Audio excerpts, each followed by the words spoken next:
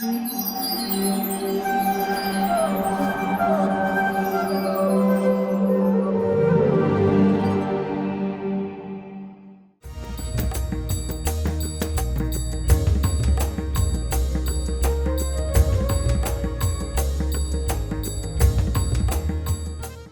कृष्णा। इस कार्यक्रम में आप सभी का हार्दिक स्वागत है। हमारे वक्ता हैं श्रीमान अभिमन्यु प्राण प्रभु जी।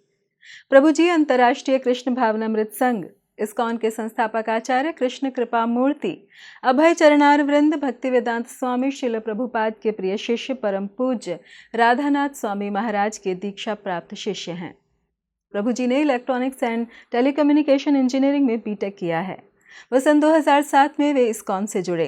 तत्पश्चात उन्होंने एक डिग्री इंजीनियरिंग कॉलेज में लेक्चरर के रूप में कार्य किया और फिर बाद में उन्होंने विभिन्न प्रमुख आईटी कंपनियों में सॉफ्टवेयर इंजीनियर के रूप में भी कार्य किया तथा आध्यात्मिकता की ओर गहन रुझान के कारण उन्होंने गोवर्धन इको विलेज के भक्ति वेदांत विद्यापीठ में सन 2013 में प्राचीन वैदिक शास्त्रों के ज्ञान पर अध्ययन किया तथा उन्होंने समाज में आध्यात्मिकता की आवश्यकता को देखते हुए भगवान नाम प्रचार व मानव जाति के कल्याण हेतु अपना संपूर्ण जीवन समर्पित कर दिया।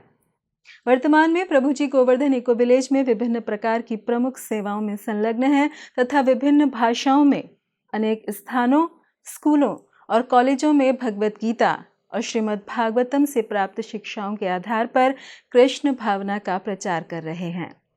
तो आइए श्रवण करते हैं श्रीमान अभिमन्यु प्राण प्रभु जी के मुखारविंद से। धन्यवाद। हरे कृष्णा। क्षीरं यथा दधि विकार विशेष योगा संजायते नहि तथा पृथगस्ति हेतो यह संभुतम् अपि तथा समुपैति कार्य गोविंदमादि पुरुषं तमहं भजामि। हरे कृष्णा। महाशिवरात्रि की हार्दिक शुभकामनाएं आप सबको। क्षीरम यथा दधि विकार विशेष योगात। ब्रह्म संहिता में ब्रह्मा जी बता रहे हैं जिस प्रकार क्षीरम दूध दही में परिवर्तन हो जाता है, विकार विशेष योगात। जब अब दूध में कुछ खट्टा चीज अगर जैसे ही मिलाते हैं दूध दही में परिवर्तन हो जाता है। संजायते नहीं तथा पृथक अस्ति है। तो एक दृष्टि से देखेंगे तो दही दूध से कुछ अलग नहीं है। दही दूध से कुछ अलग नहीं है क्योंकि दही दूध से ही बना है। लेकिन एक दृष्टि से देखेंगे तो दही दूध से अलग भी है। दूध अलग लगता है, दही अलग लगता है, खट्टा लगता है। यह संभुतम अपि तथा समुपैत कार्य। उसी प्रकार भगवान कृष्ण परिवर्तन होकर शिवजी होते हैं, कृष्ण से शिवजी होते हैं। तो एक दृष्टि से देखा जाएगा तो शिवजी कृष्ण से ही आए हैं, विष्णु से ही आए हैं। गोविंदमादि पुरुषम तमहम भजामि। उस गोविंद को हमको कोटि कोटि प्रणाम है जिनसे शिवजी प्रकट हुए हैं। देखिए तो इस शिवरात्रि में आइए नमन करते हैं। शिवरात्रि में इस तिथि में शिवजी जो भगवान कृष्ण विष्णु से प्रकट हुए हैं, शिवजी इस रात्रि में जब समुद्र मंथन का लीला हो रहा था, समुद्र मंथन का लीला हो रहा था, एक तरफ राक्षस और एक तरफ देवता दोनों वासुकी सांप को लेके मंथन कर रहे हैं मंदार पर्वत को। और उस मंथन जब हो रहा है, बोला जाता है कि सबसे पहला जो प्रोडक्ट निकलता है मंथन, सबसे पहला जो प्रोडक्ट निकलता है हालाहाल विष निकलता है। और सब लोग, सारा संसार में हाकर मच जाता है कि ये विष अभी क्या करेंगे, ये लोग को मार देगा। और तब विष्णु जी शिव जी को स्मरण करते हैं और शिव जी को बोलते हैं कि कृपा करके आप इसको पान करके लोगों को बचाइए। तो शिव जी तब जाते हैं, माता पार्वती को पूछते हैं कि मैं विष पीऊँ क्या। तो पार्वती माता बोलते कि भगवान आपके ऊपर मेरा पूरा विश्वास है कि आपका कुछ भी हानि नहीं होगा, आप पी सकते हैं। और तब जाके शिव जी आके विष को पान करते हैं और देखिए यहाँ पर भी शिव जी बता रहे हैं, गृहस्थ परिवार में अगर आपको कुछ करना है ना तो आपको पूछ के करना चाहिए, कुछ भी ऐसा आपके मन से नहीं कर देना चाहिए। शिव जी ने पहले पार्वती जी को पूछा पीने से पहले, फिर पिया। तो इसीलिए अगर आप जो भी करना है, अगर आपके जो पत्नी है उनको पूछ के करेंगे तो आपका रिलेशन बहुत अच्छा चलेगा, घर शांति सुख शांति में रहेगा। इसलिए सिखा रहे हैं शिव जी। और शिव जी जब ये विष पान करते हैं तो विष को अपने कंठ में धारण करते हैं, और ये जो विष कंठ में रहने के कारण उनका नाम पड़ जाता है नीलकंठ, नीलकंठ नाम। और ये लीला इसी दिन हुआ था, शिवरात्रि के दिन हुआ था। फिर शिव जी को, क्योंकि यहाँ जहर जो रहता है बहुत गर्म रहता है, यहाँ पर जब जहर रहता है तो शिव जी का तापमान बढ़ना चालू हो जाता है, सर में पूरा टेम्परेचर बढ़ जाता है, जैसे आपको फीवर होता है तो तापमान बढ़ जाता है। तो फिर भगवान ने उनको चंद्रमा को दिया। चंद्रमा जब आए और शिव जी के सर के ऊपर रहे, चंद्रमा देखिए पूरा को ठंडा रहते हैं, सुशीतल रहते हैं चंद्रमा। चंद्रमा जैसे शिव जी के सर में रहे तो शिव जी का जो तापमान फिर से कम हो गया। तो ये सुंदर जो लीला इसी शिवरात्रि में हुआ था। और ऐसा भी बोला जाता है कि शिव और पार्वती का जो विवाह हुआ था इसी दिन हुआ था। शिव और पार्वती, जैसे सती माता का जब वो अपना देह छोड़ देते हैं, दक्ष के जब वो यज्ञ में सती माता जाती है और दक्ष जब अपमान करते हैं शिव जी को फिर से, तो सती माता बहुत क्रोधित हो जाते हैं कि आपको लग रहा है कि ये शरीर आपसे आया है इसलिए आप ऐसा सोच रहे हैं ना, तो मैं इस शरीर को ही नष्ट कर देती हूँ ताकि आपका ऐसा सोच नहीं आएगा। तो सती माता अपने शरीर से अग्नि को प्रज्वलित करती है और अपना शरीर को वहाँ पर नष्ट कर देती है सती माता।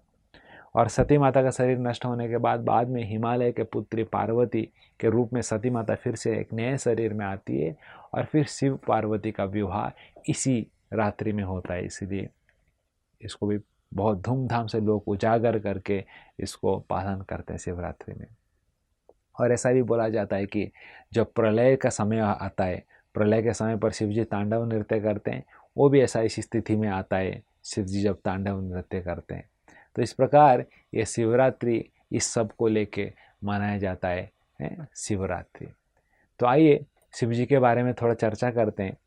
शिव जी शास्त्र में बोला गया कि शिव जी को मधुस्तम बोला जाता है, मतलब जो आशुतोष भी बोला जाता है, मतलब जो व्यक्ति बहुत सरल रूप से संतुष्ट हो जाता है। इसलिए देखिए शिव जी को बहुत सारे लोग पूजा करते हैं। क्यों? क्योंकि आशुतोष है ना, बहुत जल्दी संतुष्ट हो जाते हैं और आपका वरदान जो रहता है दे देते हैं। अब देखेंगे शिव जी को तो ध्यान में बैठे रहते हैं हमेशा। तो सोचने का विषय है ना, लोग क्या क्या नहीं मांगते हैं शिव जी को, गाड़ी, बंगला, अच्छा पत्नी, अच्छा घर, जॉब, सब मिलता है। लेकिन शिव जी का घर देखेंगे तो कहाँ है? शमशान में है, तपस्या कर रहे हैं हिमालय में ना। घर अपना एक भी नहीं है जहाँ पर रहने के लिए, गाड़ी नहीं है, गाड़ी का नंदी है, सब खुला है यार। ड्रेस देखेंगे तो शरीर के ऊपर तो भस्म लगा के बैठे रहते हैं, और आभूषण देखेंगे तो खोपड़ी का माला पहने हैं सांप है, जटाएं है। तो सोचिए, सोचने का विषय, जो व्यक्ति सबको दे रहा है, क्या खुद के लिए नहीं है उसके पास? खुद के लिए भी होते हुए भी वो उसको स्वीकार नहीं कर रहे हैं। क्यों? क्योंकि वो असली धन नहीं है। जो असली धन है उसको शिव जी हमेशा निरंतर याद करते रहते हैं। इसलिए बोला जाता है शिव जी हमेशा बैठ के ध्यान करते हैं, राम राम रामेति, भगवान राम के ऊपर हमेशा ध्यान करते हैं, भगवान रामचंद्र को हमेशा ध्यान करते हैं शिव जी। शिव जी के जो आराध्य देव है भगवान राम है। देखिए बहुत सारा, और शिव जी को बहुत सारा, जो यहाँ तक के राक्षस गण भी, उनको पता है कि शिव जी को पूजा करेंगे तो हमको वरदान मिल जाएगा, और फिर हम उस वरदान से हमको जो चाहिए वो हम फिर करेंगे। ऐसा राक्षस गण भी शिव जी को बहुत पूजा किए। भस्मासुर को देखिए, शिव जी को पूजा किया था। क्यों पूजा किया था? ताकि उसका इच्छा था कि जिसके ऊपर मैं हाथ रखूं उसका सर भस्म हो जाए। तो शिव जी ने बोला तथास्तु, दे दिया। तो शिव जी के पीछे ही पड़ गया भस्म करने के लिए। शिव जी बोला कि अरे मूर्ख, मैंने तुम्हें दिया, तुम मुझे ही मारने के लिए आ रहा है। ये रहते हैं राक्षस। शिव जी को मैं मार दूंगा, शिव जी मर जाएंगे, तो पार्वती को मैं इंद्रिय भोग करूंगा। फिर शिव जी दौड़े दौड़े गए विष्णु को, बोले कि कुछ रक्षा कीजिए, भगवान है प्रभु, कुछ कीजिए। तो विष्णु फिर एक सुंदर मोहिनी के रूप में आते हैं और राक्षस के सामने खड़े होते हैं। तो राक्षस जैसे ही सुंदर स्त्री को देखता है तो रुक जाता है। तो देख बेटा किधर जा रहा है? ना शिव जी को मारने के लिए जा रहा हूँ, फिर मैं पार्वती जी को इंद्र भोग करूँगा। मोहिनी बोलते हैं कि विष्णु बोलते हैं अरे शिव जी वो शमशान में बैठा रहता है, राख डाल के बैठा रहता है, खोपड़ी का माला पहना है, कुछ ना कुछ बड़बड़ा देता है, बोल देता है, तो इतना सीरियस ले रहा है क्या उसके बात को? अगर कुछ काम नहीं करता जो उसने बोला है, तुम परीक्षा करके खुद देख लो, हाथ अपना सर के ऊपर डालो, देख लो कुछ काम नहीं करेगा। ऐसा है क्या? वो जैसे हाथ ऊपर डालता है ब्लास्ट हो जाता है, मर जाता है। तो इस प्रकार शिव जी क्योंकि हमेशा भगवान के ऊपर ध्यान करते रहते हैं, तो कोई भी आता है तो उसको जो भी मांगते हैं वरदान दे देते हैं, लेकिन बाद में भगवान उनको हमेशा रक्षा करते हैं विष्णु। यहाँ तक रावण को भी उन्होंने बहुत सारा शक्ति दिया था, लेकिन रावण धर्म के विरुद्ध जाने के कारण राम जी उनको मारते हैं। संभरासुर को भी दिया था, कृष्ण के बेटे प्रद्युम्न उनको मारते हैं। इस प्रकार शिव जी जब भी भाव में आके किसी को कुछ वरदान दे देते हैं, बाद में जब व्यक्ति धर्म विरुद्ध हो जाता है तो भगवान कृष्ण, राम, विष्णु हमेशा उनका रक्षा करते हैं। श्रीमद् भागवतम में 12वां स्कंद में एक सुंदर सा श्लोक आता है, सुखदेव गोस्वामी बताते हैं, वहां पर शिव जी कौन है, उनका तत्व क्या है, वो बता रहे हैं। निम्नगाम यथा गंगा देवानाम अच्युतो यथा वैष्णवानाम यथा शंभु पुराणानामिदं तथा। तो यहाँ पर सुखदेव गोस्वामी बता रहे हैं कि निम्नगाम यथा गंगा, निम्नगाम मतलब बहुत सारे, जो निम्नगाम मतलब जो ऊपर से नीचे आते हैं, नदी, बहुत सारे जो नदियां आते हैं, नदियों में से गंगा नदी सबसे सर्वश्रेष्ठ है। क्यों? क्योंकि भगवान का चरण कमल को धो के इस भवसागर में आती है। बामन देव जब अपना चरण ऊपर उठाए तो ब्रह्मांड को ऊपर उनका जो स्पर्श होता है और वहाँ पर छोटा सा क्रैक हो जाता है, वहाँ से जो विरजा नदी का पानी प्रवेश करता है और बामन देव का चरण को धोते हुए नीचे आती है। इसलिए गंगा देवी सभी नदियों में श्रेष्ठ है। देवानाम अच्युतो यथा, 33 कोटि देवताएं हैं, 33 कोटि देवताओं में से अच्युत कृष्ण सबसे श्रेष्ठ हैं। भगवान ईश्वर परम कृष्ण सच्चिदानंद विग्रह नादि राधि गोविंद सर्व कारणम कारणम, और सभी कारणों के कारण है भगवान कृष्ण को। अगर कोई पूजा करता है तो इतने सारे देवताओं को पूजा करने का भी जरूरत नहीं है। यथा तरो निषेचनेन तृप्यति तत्स्कंद भुजोपशाखा, जब पेड़ का मूल में अगर पानी देते हैं, हर पत्ता फूल फल के ऊपर पानी देना जरूरत नहीं है, अपने आप वो पानी चला जाता है। उसी प्रकार कोई व्यक्ति कृष्ण का पूजा करता है तो 33 कोटि देवताओं का पूजा करने का जरूरत नहीं है। वैष्णवनाम यथा शंभु, फिर सुखदेव गोस्वामी बोलते हैं कि एक्चुअली ये श्लोक बोल रहे थे पुराणानाम इदम तथा, उसी प्रकार 18 पुराण है। 6 पुराण सत्वगुण में है, 6 पुराण रजोगुण में है, 6 पुराण तमोगुण में। इस 18 पुराणों में से सर्वश्रेष्ठ जो पुराण है श्रीमद् भागवत पुराण, अमलम पुराण, ये सबसे सर्वश्रेष्ठ है। उसी प्रकार यहाँ पर वैष्णव नाम यथा शंभु, विष्णु के जो भक्त रहते हैं उनको वैष्णव बोला जाता है, और उस वैष्णव में से यथा शंभु, शंभु जो है शिव जी जो है सर्वश्रेष्ठ हैं बोल रहे हैं। सोचिए शिव जी कौन है। कभी कभी शिव के भक्त और विष्णु के भक्त में झगड़ा चलता है, बोलते हैं कि शिव महान है, कोई बोलता है विष्णु। अरे देखिए यहाँ पर सुखदेव गोस्वामी खुद बोल रहे हैं कि वैष्णव नाम यथा शंभु, शिव जी जो वैष्णव है, विष्णु के जो भक्त हैं उसमें से सर्वश्रेष्ठ हैं। वही शिव जी जब हनुमान के रूप में आते हैं, राम जी का सेवा कर रहे हैं। सोचिए विष्णु जो शिव जी के जो आराध्य देव है राम जी, उनका सेवा करने के लिए हनुमान के रूप में शिव जी आते हैं और राम जी का सेवा करते हैं। इसलिए दोनों शिव जी और कृष्ण को दोनों एक साथ तुलना करना अपराध है, ऐसा नहीं करना चाहिए। शिव जी को बहुत कष्ट होगा। सही में अगर हम उनका भक्त हैं तो वैष्णव नाम यथा शंभु, विष्णु के सर्वश्रेष्ठ भक्त हैं। बहुत सारा लीला है शास्त्र में, अगर आप पढ़ेंगे तो उस लीला में आप जान सकते हैं किस प्रकार शिव जी कृष्ण भगवान के इतने बड़े भक्त हैं। एक लीला मुझे स्मरण हो रहा है, जब भगवान कृष्ण का जन्म हुआ था और वृंदावन में गोकुल महावन में थे, तो सारे देवता आते हैं कृष्ण को देखने के लिए। अभी स्वयं कृष्ण, पूर्ण कृष्ण अगर आते हैं तो सब देखने के लिए तो आएंगे, भव सागर में जन्म लिए हैं, तो शिव जी को भी इच्छा होता है देखने के लिए। तो शिव जी कैलाश से आते हैं कृष्ण को देखने के लिए, कैलाश से चल के आते हैं नंदी के ऊपर कृष्ण को देखने के लिए, और दरवाज़ा नॉक करते हैं शिव जी। और जैसे ही माता यशोदा खोल के देखती कि शिव जी को देख के बोलती कि बाबा क्या चाहिए आपको? तो बोले कि अरे मैया लाला का दर्शन करवा दो। बोले कि अरे लाला का दर्शन आपको नहीं करवाना है हमको, आपको करेंगे तो लाला डर जाएगा और रोएगा। तो शिव जी का मन बहुत उदास हो जाता है। बोले कि मैं बहुत दूर से आया हूँ, हिमालय से आया हूँ, लाला का दर्शन करवा दो।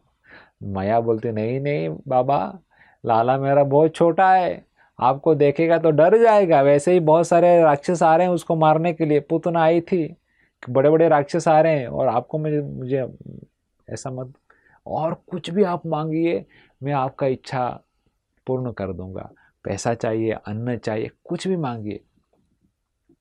बेचारे शिव जी बहुत दुखित हो जाते हैं और बोलते कि हमें कुछ नहीं चाहिए, हमको लाला का दर्शन चाहिए।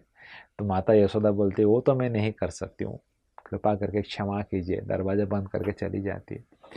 तो शिव जी आ जाते हैं और एक जगह पर बैठ के बहुत रोते हैं, इतना रोते हैं कि वहाँ पर एक कुंड बन जाता है। आज भी आप जाएंगे और भगवान कृष्ण का दर्शन का आशा रखते हुए वहाँ पर प्रतीक्षा करते हैं। इसलिए आज भी आप जाएंगे वृंदावन में, आशेश्वर महादेव हैं, आशेश्वर महादेव हैं, जो कि भगवान कृष्ण का दर्शन करने के लिए आशा रख के अभी भी विराजमान है। और वहाँ पर कुंड है, आशेश्वर कुंड है, जहाँ पर आप देख सकते हैं कि शिव जी जब रोए थे उनके अश्रु से कुंड निर्माण हो जाता है। यहाँ पर अभी वैष्णवना में यथासंभव भगवान कृष्ण के सबसे बड़े भक्त रो रहे हैं, तो कृष्ण को कैसे अच्छा लगेगा? तो फिर कृष्ण एक लीला करते हैं, और फिर कृष्ण बहुत रोते हैं। तो फिर वहाँ पर पौर्णमासी आती है, वो देखती है, बोलती कि पौर्णमासी भगवान का लीला में हमेशा सहायता करने के लिए आती है। तो पौर्णमासी आके बोलती कि यशोदा को, अरे कोई बाबा आया था क्या? बोले हाँ एक बाबा आए थे, बहुत डरावना दिख रहे थे, मैंने उनको भगा दिया, कृष्ण का दर्शन करने के लिए बुला रहे थे। तो पौर्णमासी बोलते कि अरे वो बाबा बहुत अच्छे बाबा है, उनका दर्शन करवाओ कृष्ण को और सब आपका ठीक हो जाएगा। और फिर जाके फिर उनको शिव जी को बुलाते हैं और शिव जी आते हैं और यशोदा माता कृष्ण को शिव जी के सामने लेके आते हैं।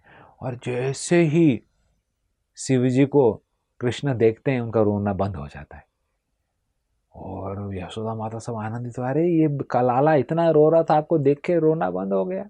तो शिव जी बोलते कि मेरे पास एक अद्भुत एक जड़ी बूटी है, अगर वो जड़ी बूटी में लाला को टच करवाऊंगा, लाला को पैरों में लगा दूंगा, तो लाला का हेल्थ अच्छा रहेगा, उसका तबीयत अच्छा रहेगा, उसको किसी का बुरा नज़र नहीं लगेगा। तो माता यशोदा बोलते तो लगा दीजिए जड़ी बूटी उनके पैर में। तो बोले लेकिन प्रॉब्लम क्या है, जड़ी बूटी मैं हमेशा अपना सर में रखता हूँ जड़ी बूटी, और सर में मेरा जटा के कारण वो जटा हो गया अभी मेरा बाल, और जटा हो गया तो जड़ी बूटी उसके अंदर है, तो अभी निकल नहीं सकता। तो क्या कर सकते हैं, लाला का पैर मेरा जटा में टच कर दीजिए तो जड़ी बूटी काम करेगा। हाँ तो कर दीजिए। तो शिव जी अपना सर नीचे करते हैं और यशोदा माता नन्हा कृष्णा को लेके आते हैं और कृष्ण का पैरों को शिव जी के सर के ऊपर टच करते हैं। तो सोचिए, शिव जी प्रणाम करना चाहते थे लेकिन इस लीला से कृष्ण का पैरों को टच करते हैं और कृष्ण को बहुत आनंद आता है। तो ये इस प्रकार ये आशेश्वर महादेव, आज भी आप जाएंगे वृंदावन में दर्शन कर सकते हैं, आशेश्वर महादेव जी का बहुत सुंदर मंदिर है। तो और एक लीला स्मरण आ रहा है, चकलेश्वर महादेव, गोवर्धन परिक्रमा जब करेंगे तो वहाँ पर चकलेश्वर महादेव हैं।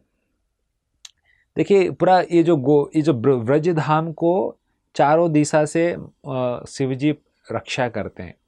मथुरा में भूतेश्वर महादेव, वृंदावन में गोपेश्वर महादेव, गोवर्धन में चकलेश्वर महादेव, काम्यवन में कामेश्वर महादेव, इस प्रकार चारों दिशा से, पूर्व पश्चिम उत्तर दक्षिण से व्रज को रक्षा करते हैं। धाम पालक शिव जी का और एक सेवा है, भगवान कृष्ण का जहाँ भी धाम रहेगा उसको रक्षा करना। तो इस प्रकार चकलेश्वर महादेव चक्र तीर्थ में रहते हैं, मानसी गंगा के पास, और वहाँ पर सनातन गोस्वामी वो लिख रहे थे हरिभक्ति विलास, लेकिन वहाँ पर मच्छर बहुत था, तो सनातन गोस्वामी को बहुत परेशान कर रहा था। तो सनातन गोस्वामी सोचते हैं कि जगह छोड़ के हम चले जाते हैं। तो सुबह अपना सब सामान सब निकाले और निकल गए अलग जगह में जाने के लिए। जैसे ही सनातन गोस्वामी जा रहे हैं तो शिव जी एक ब्राह्मण का रूप में जाके बोलते हैं, अरे गोस्वामी जी किधर जा रहे हैं? बोले कि इस जगह पर बहुत मच्छर है, हमको जगह चेंज करना पड़ेगा। तो शिव जी बोले, मच्छर है, मुझे आप एक दिन आप रुकिए और एक दिन के बाद देखिए मच्छर परेशान कर रहा है तो फिर जगह चेंज कीजिए। तो सनातन गोस्वामी रुक जाते हैं एक दिन, और शिव जी शाम को एक मीटिंग बुलाते हैं और मच्छर के देवताओं को बुलाते हैं, बोले इधर आ जाइए, इस जगह पर आप इस जगह पे सनातन गोस्वामी भजन कर रहे हैं, इसलिए आप जितने मच्छर हैं सब यहाँ से अपना जो पलटन को लेके जाइए, मुझे कल सुबह एक भी मच्छर इधर दिखाई नहीं देना चाहिए। शिव जी जब बोलते हैं मच्छर के देवता, जो आज्ञा प्रभु, और अगले दिन सब मच्छर उधर से गायब, और सनातन गोस्वामी वहाँ पर अपना भजन कीर्तन करते हैं और हरि भक्ति विलास का रचना करते हैं। आज भी आप जाएंगे मानसी गंगा में तो शिव सनातन संगम देख सकते हैं, वहाँ पर शिव जी का चकलेश्वर महादेव है, और सामने ही देखेंगे सनातन गोस्वामी का भजन कुटीर है जहाँ पर वो भजन करते हैं। क्योंकि सनातन गोस्वामी जब भजन करते थे तो शिव जी वो सब सुनते थे, इसलिए वैष्णव नाम यथा शंभु। और एक लीला का भी स्मरण हो रहा है, बहुत ही सुंदर लीला है, गोपेश्वर महादेव जी का लीला स्मरण हो रहा है। तो जिस प्रकार आप जानते हैं भगवान कृष्ण का लीला हो रहा था, रास लीला हो रहा था, और जब रास लीला हो रहा था चारों तरफ खबर चले जाते हैं कृष्ण रास कर रहे हैं, तो शिव जी उधर से हिमालय से कैलाश से वो भी दौड़ के आते हैं कि रास भगवान का रास दर्शन करना है। तो आके जैसे ही दर्शन करने के लिए अंदर आते हैं तो ललिता सखी रोक देती है, बोलते कि हाँ आप अंदर नहीं जा सकते हैं। बोले क्यों, मैं तो भगवान का भक्त हूँ। बोले कि अंदर एक ही पुरुष जा सकते हैं, वो है कृष्ण, अब बाकी सब प्रकृति है, नारी है, तो ये पुरुष के शरीर में आप नहीं जा सकते। शिव जी बोले जो करना है कुछ तो कर दीजिए, लेकिन मुझे अंदर जाने के लिए मुझे इजाज़त दे दीजिए, परमिशन दीजिए। तो ललिता सखी बोलते कि अगर आप एक नारी का रूप लेंगे तभी अंदर जा सकते हैं। अरे जो बनाना है बना दीजिए, लेकिन अंदर मुझे जाने दीजिए। ये शिव जी का प्रेम कृष्ण के लिए। सोचिए अपना आइडेंटिटी कोई व्यक्ति खो रहा है, लेकिन उनको कुछ पड़ी नहीं है। बोले कि पुरुष स्त्री जो बनाना बना दीजिए, लेकिन कृष्ण का दर्शन हमें करना है। तो ललिता सखी उनको एक गोपी का रूप धारण करने के लिए बोलते कि पास में यहाँ पर आप डुबकी लगाइए। यमुना में जैसे ही डुबकी लगाती है तो शिव जी कौन बन जाते हैं, एक गोपी का रूप लेके आ जाती है, और फिर दौड़ के जाती है अंदर प्रवेश करने के लिए। तो ललिता सखी बोलते कि आपने को आईना में देखा आपने? बोले क्यों, क्या हो गया? आप एक स्त्री का रूप तो ले लिया है, लेकिन आभूषण अभी भी वही है, खोपड़ी का माला है, सांप है गले में। अरे ऐसा रूप में अंदर जाएंगे तो क्या रास करेंगे, लोग देख के डर के भाग जाएंगे सब। तो बोले आप थोड़ा रुको, हम आपको क्या करते हैं, श्रृंगार करते हैं। और सब गोपी मिलके शिव जी का बहुत सुंदर श्रृंगार करते हैं। फिर अंदर प्रवेश करते हैं शिव जी, और कृष्ण का रास देखते हैं पहली बार, और नृत्य करते हैं कृष्ण के साथ। और शिव जी जब उनके आनंद में चले जाते हैं तो अपना अलग ही उनका नृत्य, अलग स्टाइल है उनका नाचने का। वो फिर तांडव नृत्य जैसा नाचना चालू करती है, और जैसे नाचते पूरा उनका श्रृंगार इधर उधर गिर जाता है। ऐसा बोला जाता है कि उनका पोशाक साड़ी भी गिर जाता है, और सब देख के डर जाते हैं कि अरे गोपी कौन है, पहली बार आई है। तब कृष्ण को पता चलता है कि अरे ये तो शिव जी है। और कृष्ण दर्शन देते हैं और शिव जी को बोलते हैं कि आपने मेरा दर्शन लिया, रास भी देखा, और कितना आनंद आपको प्राप्त हुआ है, और अभी मैं चाहता हूँ कि आप मेरे लिए सेवा करें। क्या सेवा? आप हमेशा जब भी मेरा रास लीला होता है आप द्वार में खड़े रहिए और आप सभी गोपियों को अंदर आने दीजिए, ये आपका सेवा रहेगा। और तब से भगवान शिव जी गोपीश्वर महादेव में के रूप में वृंदावन में निधिवन के पास में, आप अभी भी वृंदावन में जाएंगे तो उनका दर्शन कर सकते हैं। विश्व में एक ही शिवलिंग है जिसको गोपी का श्रृंगार किया जाता है, एक नारी जैसे साड़ी पहनती है, उस तरह इस शिवलिंग को साड़ी पहनाया जाता है, उनको आभूषण पहनाते हैं। जिस प्रकार एक गोपी सज धज होकर रासलीला में जाती है सुंदर रूप से, आप देखेंगे हर रोज़ शाम को इस शिवलिंग को इतना सुंदर से गोपी जैसे श्रृंगार करते हैं वैसा उनका श्रृंगार किया जाता है, और फिर वो रास के लिए सेवा करते गोपीश्वर महादेव। इस प्रकार शिवजी, आप देख सकते हैं किस प्रकार शिवजी हमेशा भगवान कृष्ण का सेवा में रत रहते हैं, हमेशा कृष्ण का मनन करते रहते हैं। आइए इस शिवरात्रि में सही में शिवजी को अगर आप संतुष्ट करना चाहते हैं तो ज़्यादा से ज़्यादा भगवान कृष्ण का भजन कीर्तन कीजिए। कैसे हम भजन कीर्तन करेंगे? भगवान का हरिनाम का जप कर सकते हैं। हरे कृष्ण कृष्ण कृष्ण हरे हरे, हरे राम राम राम हरे हरे। ज़्यादा से ज़्यादा भगवान का हरिनाम जप कीजिए, गीता भागवत पढ़िए, भगवान के अर्च विग्रहों का सेवा कीजिए। इस प्रकार हम भगवान कृष्ण का सेवा करते हुए भगवान शिव जी को हम बहुत संतुष्ट दे सकते हैं। हरे कृष्ण। ऐसे ही और भक्तिमय कार्यक्रमों के लिए देखिए हरे कृष्णा टेलीविजन, और इसे प्राप्त करने के लिए आप अपने केबल अथवा DTH ऑपरेटर से संपर्क करें तथा और अधिक जानकारी के लिए आज ही डायल करें 7666 839 839।